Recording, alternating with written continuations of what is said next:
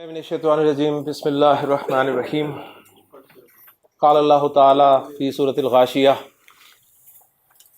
افلا ينظرون الى الابل کیف خلقت والى السماء کیف رفعت والى الجبال کیف نصبت والى الارض کیف سطحت صدق اللہ العظیم رب اشرح لی صدری ویسر لی امری واحلل عقدۃ من لسانی یفقہوا قولی رب یسر ولا تعسر وتمم بالخیر آمین یا رب العالمین۔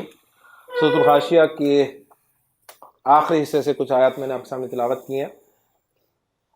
قرآن مجید کے اولین مخاطب آپ جانتے ہیں کہ عرب تھے، اولین مخاطب عرب ہے، اور اللہ تعالیٰ نے قرآن مجید میں عرب کو سب سے پہلے خطاب کر کے ان کے ماحول سے چیزیں لے کے بات سمجھانے کی کوشش کی ہے۔ جیسا آپ جانتے ہیں کہ عرب کھجور سے جتنا واقف ہے اتنا ہم واقف نہیں ہو سکتے۔ وہ کسی نے عرب سے پوچھا نا کہ تمہارے ہاں سب سے زیادہ پایا جانے والا پھل کون سا ہے؟ اس نے کہا جی کھجور۔ اس نے کہا اس کے بعد؟ کہنے لگا کھجور۔ اس نے کہا اچھا اس کے بعد؟ کہتا کھجور۔ اس نے کہا یار تمہارے ہاں کھجور کے علاوہ بھی کچھ پایا جاتا ہے؟ اس نے کہا ہاں۔ کہتا کیا؟ کہتا کھجور۔ تو کھجور کے حوالے سے اللہ تعالیٰ نے قرآن مجید میں اتنی باتیں سمجھائی ہیں عرب کو۔ مثلا ایک چھوٹی سی مثال دیتا ہوں میں آپ کو۔ کھجور ہم کھاتے ہیں تو اس کی گٹھلی پہ کبھی غور بھی نہیں کرتے، گٹھلی پھینک دیتے ہیں۔ اگر آپ اس گٹھلی پر غور کریں نا تو گٹھلی کے اوپر ایک باریک سی جھلی ہوتی ہے، بالکل باریک سی جھلی، اس کی کوئی ویلیو نہیں ہوتی۔ اس جھلی کو عربی زبان میں کتمیر کہا جاتا ہے، قاف سے کتمیر، توئے، قاف توئے میم یہ اور رے، کتمیر۔ اب اللہ تعالیٰ نے عرب کو شرک دیکھیں کیسے سمجھایا۔ اللہ تعالیٰ نے فرمایا قرآن مجید میں کہ الذین تدعون من دون اللہ، جنہیں تم اللہ کے علاوہ یعنی اللہ کو چھوڑ کر جنہیں تم پکارتے ہو، ما یملکون من کتمیر، ان کے پاس کتمیر جتنا بھی اختیار نہیں ہے،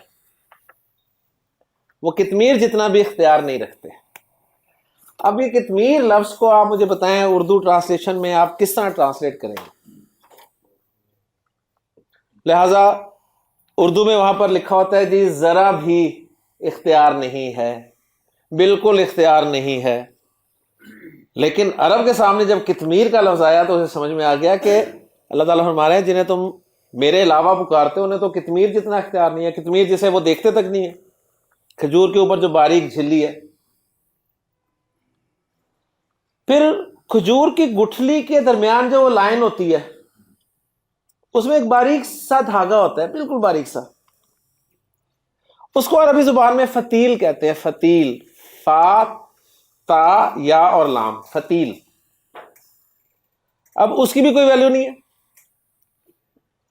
اللہ تعالیٰ نے قیامت کو اس طرح ذکر کیا قرآن مجید میں کہ قیامت کے دن لا تظلمون فتیلا، تم پہ ایک فتیل جتنا بھی ظلم نہیں ہوگا۔ اب اس کو لائیں اردو ترجمے میں، یعنی تم پہ ذرا بھی ظلم نہیں ہوگا۔ اس کی کیا ویلیو ہے؟ یعنی وہ اتنا ظلم بھی تم پہ نہیں کیا جائے گا۔